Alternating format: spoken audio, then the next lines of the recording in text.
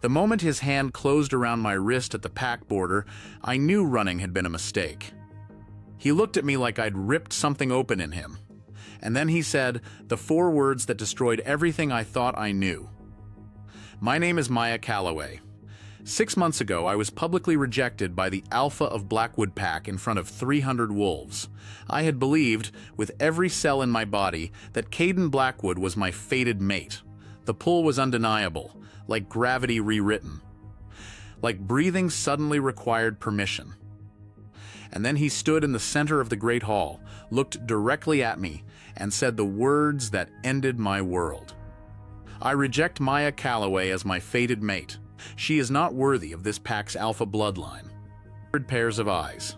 Total silence. Then the murmuring, low and cruel, spreading through the crowd like something rotten. I didn't cry. I wanted to. I think some part of me broke so completely in that moment that there wasn't even enough left to produce tears. I just nodded once, and I walked out. For 6 months, I stayed. I know that sounds insane. Why would I stay in a pack where the alpha had humiliated me in front of everyone? But leaving a wolf pack isn't simple.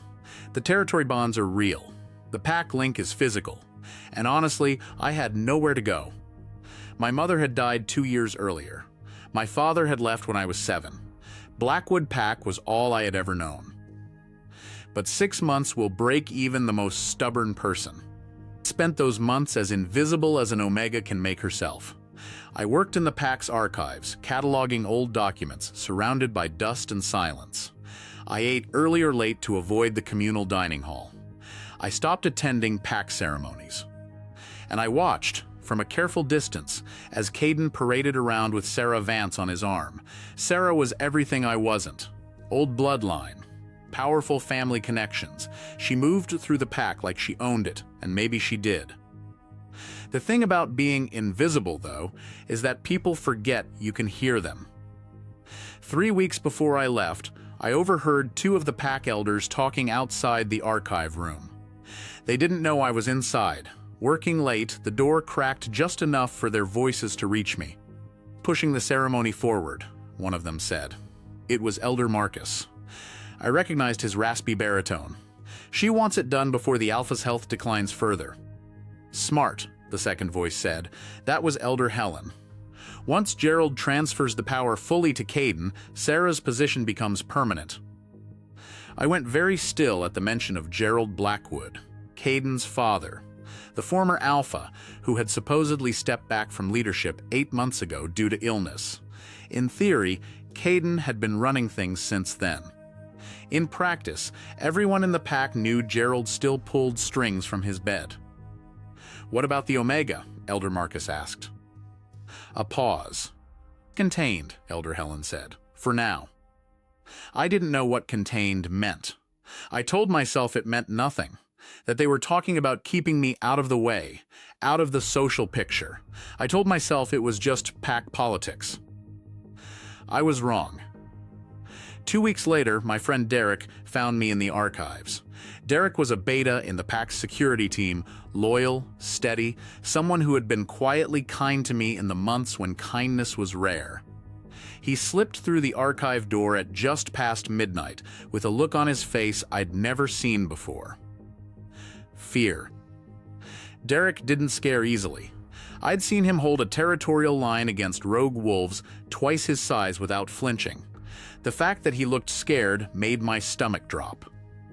You need to leave, he said. Not tomorrow. Tonight. I set down the document I was holding. What are you talking about? He sat across from me and lowered his voice to almost nothing. Gerald Blackwood put a tracker on you 6 months ago.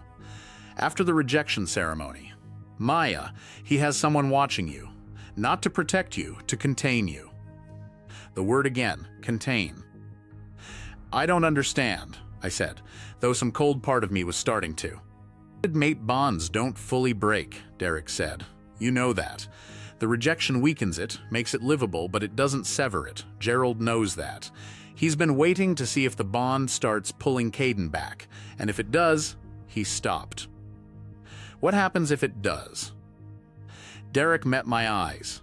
There's a recorded order, Maya. I saw it. Gerald issued it through one of the pack's internal channels. If Caden shows signs of reasserting the bond, the order is to remove you from the equation, permanently. The room went very quiet. "Have me killed," I said. Derek didn't answer. He didn't need to. I sat there for a moment, just breathing. Then I stood up, walked to the small cabinet where I kept a change of clothes and my personal documents for late nights in the archive, and I started packing. "The Border Patrol rotation," I said. "When's the gap?" Derek pulled out his phone and showed me the schedule. He'd already mapped it. 3:40 a.m., the northwest quadrant had a 12-minute window. The patrol rotated, 2 wolves shifted position. There was a dead zone in the tree line that the cameras didn't fully cover. 12 minutes. "Sure about this?" Derek asked. "Sure, I want to live," I said. He nodded. "I'll create a distraction on the south border. A noise complaint call, something that'll pull attention that direction for 10 minutes. But Maya," he hesitated. "Be careful. Gerald has eyes I don't know about. I can only account for the ones I've found." I hugged him, which surprised us both. Then I finished packing. I left the archive at 3:30 a.m. with a single bag, moving through the pack compound in the deep dark between the motion sensor lights. I'd walked these paths thousands of times. I knew every shadow, every blind spot. I moved quietly, staying low, heartbeat controlled through sheer will. At 3:40 exactly, the Northwest Patrol shifted. I ran. The tree line was 60 meters from the last building. I crossed it in under 30 seconds. I pushed through the first layer of trees, then the second, and I could feel the pack boundary ahead of me, that invisible line where the territorial bond started to stretch and thin. More meters. 10, 5. His hand closed around my wrist. I didn't scream. Screaming would have brought every wolf in range running. I spun, ready to fight, and found myself looking up at Caden Blackwood. He was alone. No guards. No enforcer backup. Just him, standing in the dark between the trees, still wearing training clothes, like he'd come from the gym, like he'd been waiting. His eyes, dark amber in sunlight, almost black at night, were fixed on my face with an expression I couldn't name. Not the cold indifference he wore in public. Not the alpha authority he used to keep distance between us. Something rawer than that. Something that looked like it cost him something just to look at me. "Maya," his voice was low, just my name. "Let go of me," I said. My voice was steadier than I expected. "If you walk through that tree line, you'll be walking into a trap they've already set for you." I stared at him. "What?" "Gerald sent 2 wolves across the border 3 hours ago.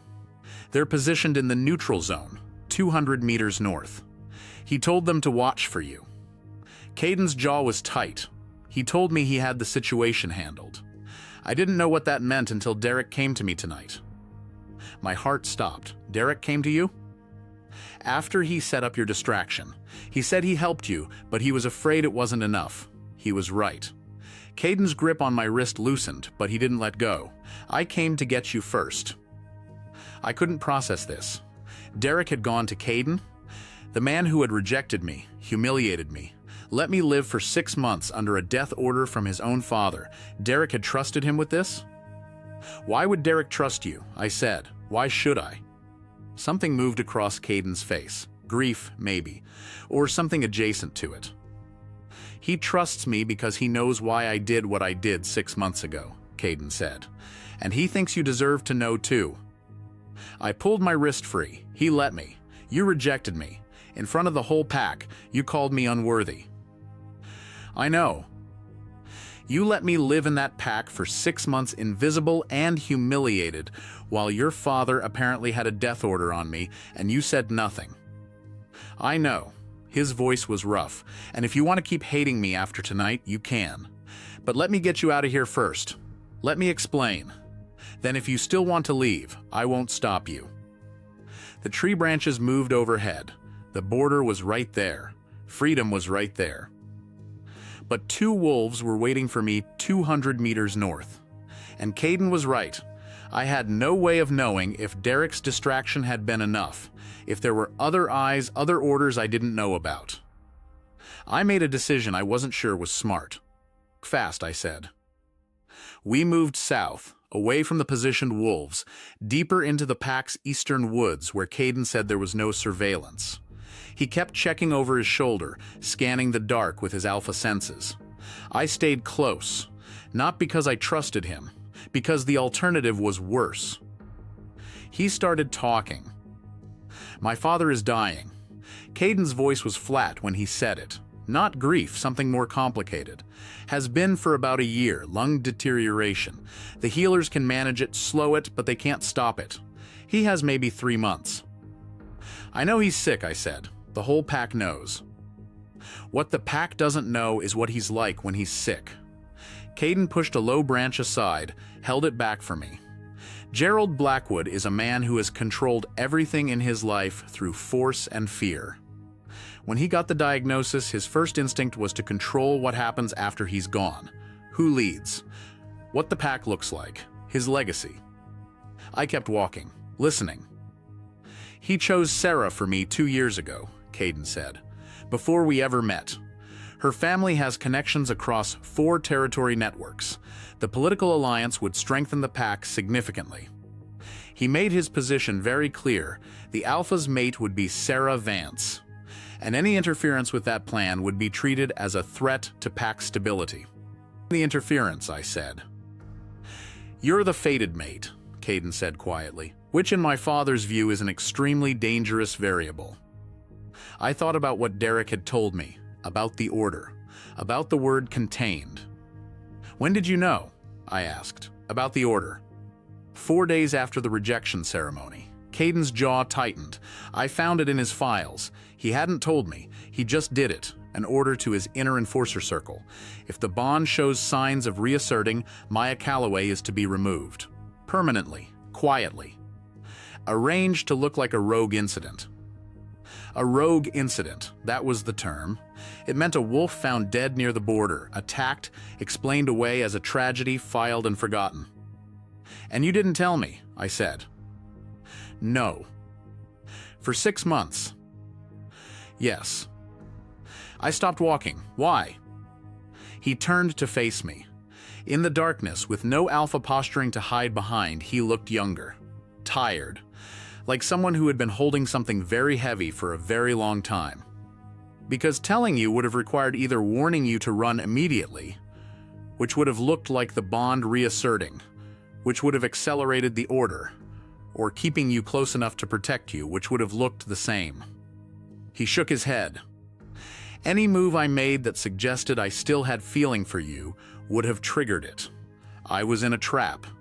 So I did the only thing I could think of. I kept you visible, kept you boring, kept you exactly where he could see you, and believed that the rejection had worked and the bond was dead. The words landed strangely. I turned them over. You were protecting me, I said slowly. I was trying to. He looked at me steadily. I don't expect you to be grateful. I made your life miserable for 6 months without your knowledge or consent. I rejected you in front of the entire pack and called you unworthy because those were the exact words my father had told me to use, because he needed it to sound permanent. I hated saying them. I've hated every day since. I thought about the Great Hall, 300 wolves, his voice, steady and cold, delivering the verdict. You were following his script, I said. Trying to buy time, he said. He's dying, Maya. In 3 months, the power transfers fully to me, and his enforcer circle answers to me. The order dies with his authority. If I could just keep you safe until then. Then I found out and ran, I said. And Derek, to his credit, came to me when he realized you'd hit a wall you didn't know was there. I stood in the dark, listening to the trees, trying to assemble what I was feeling into something coherent. There was still anger. There was going to be anger for a long time. 6 months of shame and pain and careful invisibility don't dissolve because someone offers a reason. But underneath the anger, something else was shifting. What happens now? I said. Now I get you out of the pack's territory through a route my father's wolves aren't watching, Caden said, and I put you somewhere safe until Gerald dies. There's a small community 2 territories north, allied wolves who owe me a favor. You can stay there. Live freely, and when his authority is gone, he paused. If you want to come back, if you want anything at all from me, that's your choice, completely yours. If I don't come back, he met my eyes, then you don't come back. I thought about the life I'd been imagining on the other side of that border. Something new, something mine. But I also thought about the 2 wolves waiting 200 meters north, invisible in the dark. Show me the route, I said. We moved east for 20 minutes, then turned north on a path I'd never used. Caden moved silently, signaling me with small gestures, when to pause, when to move. I followed his lead, which still felt strange. Following the man who had publicly demolished me 6 months ago, trusting him with my life in the dark. But he'd come alone. He'd come to warn me. He hadn't brought enforcers or tried to drag me back. That counted for something. We reached a narrow stream crossing and climbed a low ridge. From the top, I could see the pack's outer lights to the south and west. There's a car a half-mile down the east road, Caden said. Derek arranged it, neutral plates. A contact in Northfield will meet you at the rest stop on Route 9 and take you to the safe house. He handed me a phone. That number is the contact. Call when you're at the rest stop. I took the phone, looked at it, looked at him. What do you tell your father? I said. That the border alert was a false alarm. That you're still in the archive, still invisible, still contained. A hard edge came into his voice at that last word. And I spend the next 3 months doing exactly what I've been doing, making him believe everything is exactly as he wants it. And Sarah. Something shifted in his expression. That's more complicated. Complicated how? He was quiet for a moment, in a way that felt careful. Sarah knows about the fated mate bond. She knew before the rejection ceremony. She's the one who told my father. I felt that land somewhere very specific in my chest. Not surprise, exactly. But confirmation of something I hadn't quite let myself fully believe. She told him, I said. Been watching us for months before the ceremony. Before either of us had acknowledged what we were to each other out loud. She noticed the signs, and she went straight to Gerald with the information. Caden's voice was controlled but barely. I found that out 3 months ago. One of my father's old notes, poorly filed. He'd written down the sequence of events. Sarah came to him 6 weeks before the rejection ceremony. She told him everything. She recommended the rejection as the solution. The forest was very quiet around us. She didn't just benefit from it, I said slowly. She engineered it. Yes. I thought about Sarah, moving through the pack like she owned it. The careful, perfect way she'd positioned herself beside Caden in every public setting. The way she'd looked at me, when she bothered to look at me at all, with that particular brand of contempt that only lands when someone feels completely unthreatened by you. Because she'd arranged it. She'd seen me as a threat, and she'd gotten there first. What happens to her when Gerald dies? I asked. Nothing immediately. The political alliance with her family is real. The pack genuinely benefits from those connections. Moving against her openly would cost the pack too much. He paused. But she doesn't become my mate. That I can prevent. It was never a formal bonding, never completed. My father pushed the engagement, not a ritual. When his authority ends, the arrangement ends. I stood on that ridge and looked at the dark tree line ahead of me. Something was crystallizing. Not forgiveness, not yet, but understanding, and something that felt uncomfortably like the bond, that pull that the rejection had weakened but never killed, reminding me it was still there. Go, Caden said quietly. The car is waiting. The route is clear on this side. I adjusted the bag on my shoulder, took 3 steps toward the tree line, stopped. Why did you tell me all of this? I asked without turning around. You could have just gotten me to the car. Told me it was complicated, kept everything else to yourself. Long pause. Because you deserve to know the truth, he said. All of it, even the parts that make you hate me. You've been living in a lie for 6 months, and you didn't choose that. The least I could give you was the real story. I turned to look at him one more time. He was standing on the ridge with his hands at his sides, completely still. Not commanding, not performing, just standing there, watching me go. 3 months, I said. He nodded slowly. 3 months. Not promising anything. Not asking for anything, he said. Just go. Be safe. I went. The car was exactly where he said. A dark blue sedan with neutral plates, engine cold, a key in the wheel well. I drove north, watching my mirrors, hands steady on the wheel. No one followed. No headlights appeared behind me. I reached the Route 9 rest stop at 5:40 a.m., just as the sky was going gray at the edges. A woman was waiting by a white pickup truck, late 40s, watchful eyes, a gray streak in her dark hair. Maya, she said. Yes. Vera, I run the Northfield community.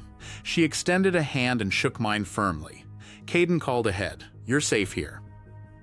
I looked at her.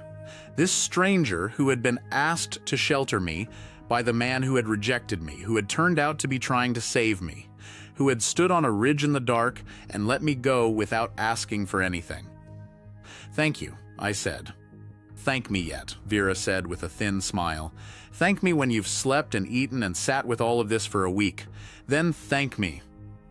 I almost laughed. It surprised me.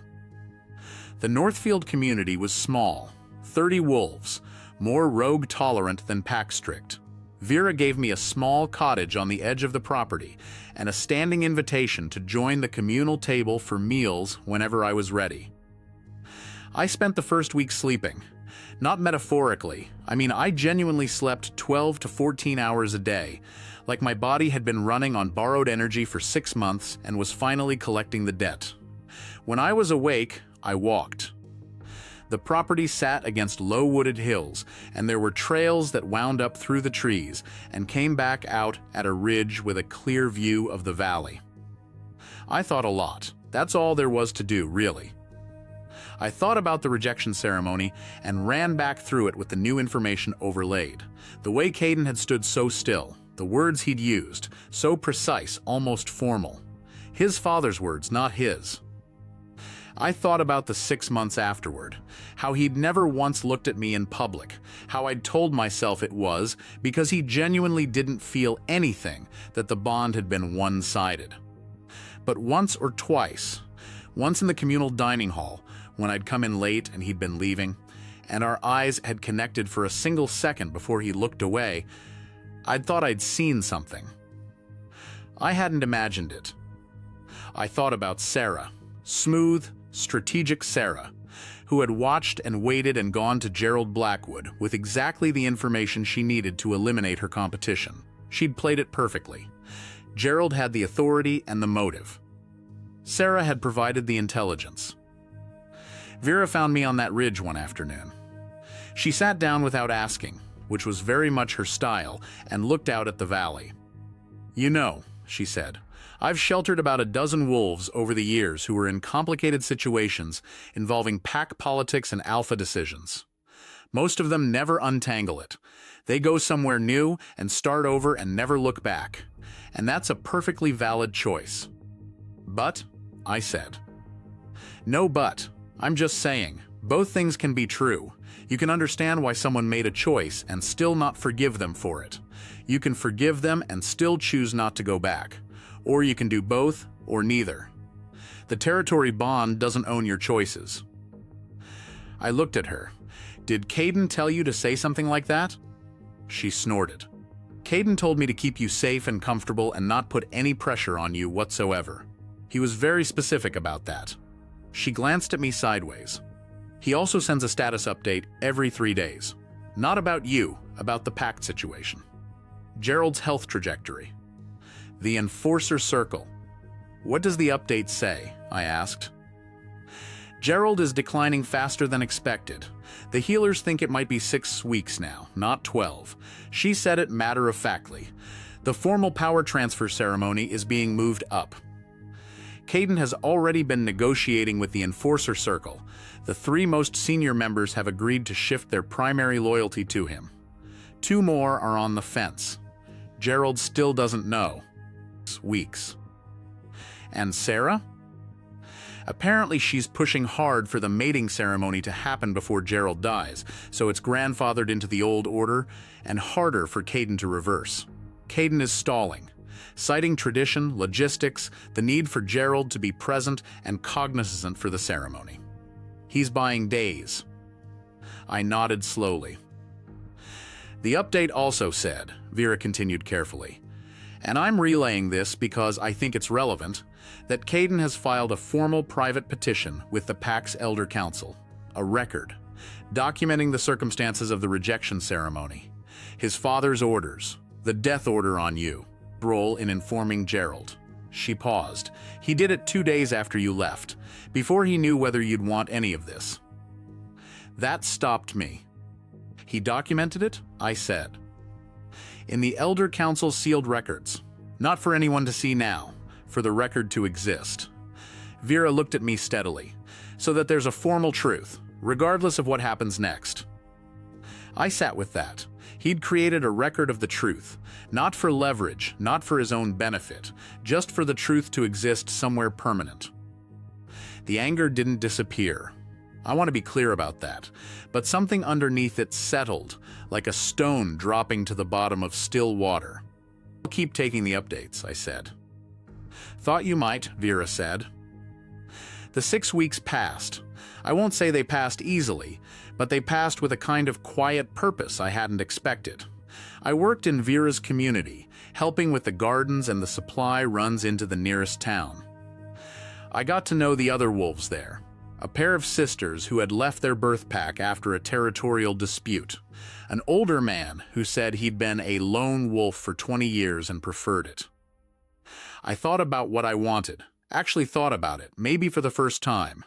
Not what survival required, not what I had to do, what I wanted. And somewhere in the middle of the 5th week, I found a truth I hadn't expected. I wanted to go back. Not because of the bond, though the bond was still there, quieter than it had been, but not gone. Not because I had nowhere else to go. I could stay in Northfield. I had options now that I hadn't had before. But because Blackwood Pack was my home in all the complicated, painful, layered sense of that word. Because Derek had risked something real to help me. Because the archive room with its dust and old documents was where I'd spent some of the only peaceful hours of the last 6 months.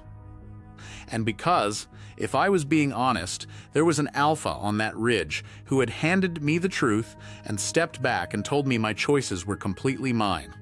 I spent 6 months being manipulated without my knowledge. The first person who had fully given me back my agency was the same person who had hurt me most. That was a complicated thing to hold, but I could hold it. On the morning of day 42, my phone buzzed. A direct call. A number I didn't recognize, though the area code was from the Blackwood territory. I answered. Done. Caden's voice. Steady, but with something underneath it that sounded like the release of very long-held breath. Gerald died? I asked.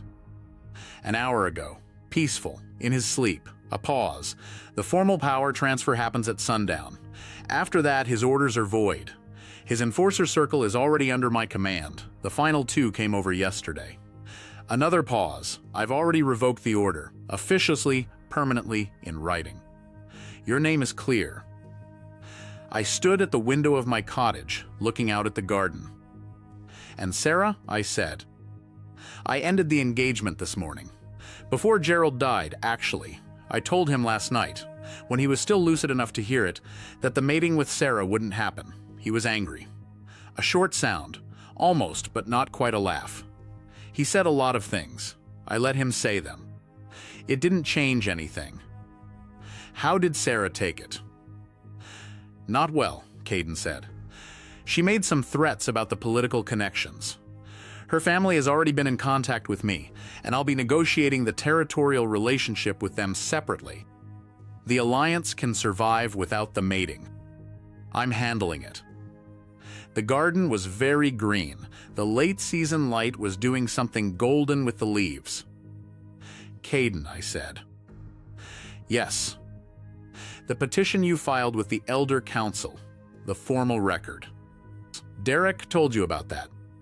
Vera told me, from your updates. Ah, another pause. I needed there to be a true record. Whatever happened, I didn't want the lie to just sit there undisturbed. You deserved better than that. I breathed out slowly. Coming back, I said. The silence on the line stretched for a moment that felt very full. Okay, he said carefully. When you're ready, no pressure on timing. Not as a foregone conclusion, I said. I'm coming back to see what's actually there.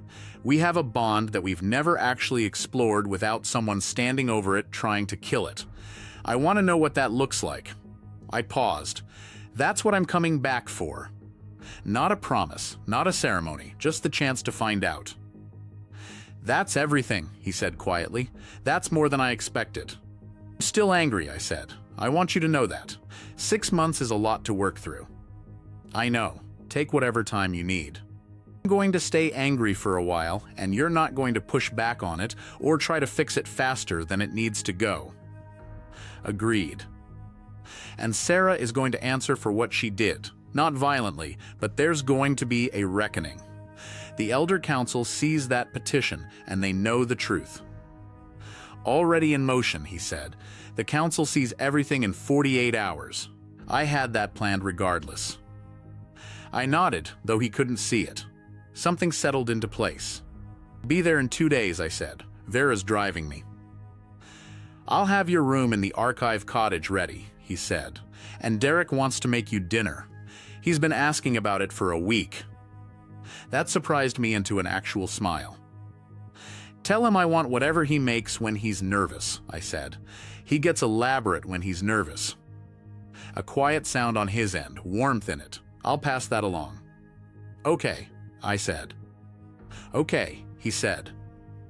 I hung up and looked at the garden for a long moment. Then I went to find Vera.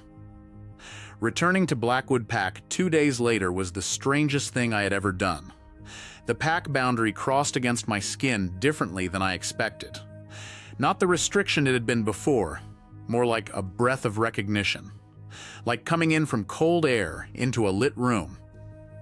Derek met us at the eastern entrance. He bear-hugged me hard enough that my feet left the ground briefly, which was not standard behavior for a pack security beta, and I didn't care even slightly. You look good, he said, pulling back to look at me. You look rested. I slept for about 2 weeks straight, I said. Vera runs a good house, he said. He nodded to her with genuine warmth. Thank you for keeping her. She kept herself, Vera said simply. I just provided the geography. Vera stayed for dinner. Derek made an elaborate braised lamb situation that he definitely started in a state of nerves and finished in a state of focused competence. We ate at the big table in the pack's secondary kitchen, which was smaller and less formal than the main dining hall and felt right for this particular night. Caden arrived halfway through dinner. He knocked at the door of a kitchen that was technically in his own pack compound, which made Derek raise an eyebrow and Vera hide a smile behind her glass. I called him in. He sat at the end of the table, across from me. He was quieter than usual, letting Derek carry the conversation. When his eyes met mine, he didn't look away. Neither did I. That was new, or rather, it was old, the way things are old before someone builds walls between you. The original thing, finally getting room. After dinner, Caden and I walked out to the back of the building. There was a small courtyard, stone-paved, with a bench and a couple of scraggly late-season flowering plants in ceramic pots. We sat on the bench. The Elder Council session is tomorrow, he said. You'll be asked if you want to attend, or if you'd prefer to have your statement read. Attend, I said. I want to be there when they hear it. He nodded. Sarah is being asked to leave the compound tonight. She can return for the council session tomorrow as a witness, but her residency here is ended. How did she respond? She said several things that I won't repeat in mixed company. He looked at me sideways. She also said that you were a nobody Omega who had manipulated the Alpha through a false bond, and that the council would see through it. She's going to argue the bond isn't real, I said. Going to try. His voice was certain. She won't succeed. The bond is documented in my petition. The petition includes the healer's report from the night I first sensed it. I had a formal evaluation done at the time, which my father didn't know about. Medical record, filed separately. It corroborates everything. I looked at him. You were building a file even then. I had no idea what was coming, he said. I just knew I'd sensed something real, and I didn't trust my father not to complicate it. So I documented it. He paused. I document things. It's how I think. The archive room, I said. A ghost of a smile. I'm told it's where you've spent most of the last 6 months. It felt safe, I said. All those old documents, nothing in there could hurt me. I used to come in there at night after you'd left, he said, just to be in the space. He said it flatly, without sentiment, just a fact he was choosing to hand over. Derek asked me once what I was doing, and I told him I was checking inventory. He didn't believe me. I thought about that. Him in the archive room at night in the quiet 6 months of that. Still angry, I said. Needed to say it again. I know.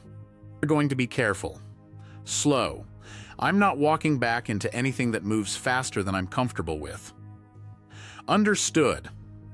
And if I ever feel like my choices aren't fully mine again, if anything goes sideways and you make a decision about my life without telling me, that's the end of it. He met my eyes steadily. That's fair. That's what I'd want you to hold me to. We sat in the courtyard for another hour, not talking much. The pack was quiet around us. The bond between us sat in the air, no longer stretched thin and painful, no longer being actively suppressed. Just present. Waiting, the way things wait when they have time, and no one is trying to kill them. The Elder Council heard the full record 3 days later. All 7 members in the formal council chamber, with written testimony from Derek, from Vera, from the healer who had filed the original bond documentation, and from Caden himself. Vera attended. She sat very straight and very still. Her family's representative sat beside her, a sharp-faced man named Garrett, who was clearly already doing damage control math in his head. The council deliberated for 4 hours. Their ruling came down formally at 6 p.m. The rejection ceremony of 6 months prior was retroactively recorded as a forced public performance under elder coercion, specifically under Gerald Blackwood's direct order, and was struck from the official pack record as a true rejection, meaning that legally, formally, within pack law, it had never happened. Was found to have acted against a pack member's safety by providing information to an elder with the known intent to harm. She was formally censured, a loss of social standing and a probationary period during which she had no pack voting rights and limited access to communal resources. Her family's territorial alliance was maintained as a separate political matter, with the stipulation that it would be renegotiated on new terms. The death order was struck from the books, and the enforcers who had held it were put on formal review. It wasn't everything. The 6 months didn't unhappen. The nights I'd spent invisible in that archive room, telling myself I'd imagined the bond, those existed, and they'd left marks. But the record was clean. The truth was written down in a place where it couldn't be erased. I walked out of the council chamber at dusk, down the stone steps, and stood in the pack's central courtyard where 6 months ago I had walked out of the Great Hall alone. Caden came down the steps behind me, stopped beside me. We stood there for a moment. "What do you want to do?" he asked. Not alpha formal, just asking. "Derek promised me something elaborate for dinner again," I said. He did. "And then I want to go back to the archive room. I have about 6 months of backlogged cataloging." A quiet laugh. The first real one I'd heard from him. It changed his face entirely. "Help," he said. "I know the inventory." "I know you do," I said. We walked back inside together. Not bonded, not formally claimed, not anything that required a ceremony or a declaration or anyone's approval. Just walking through the door of our own pack, at our own pace, with the truth behind us and time ahead. That was the beginning. Not the ending, the beginning. And honestly, it was better that way.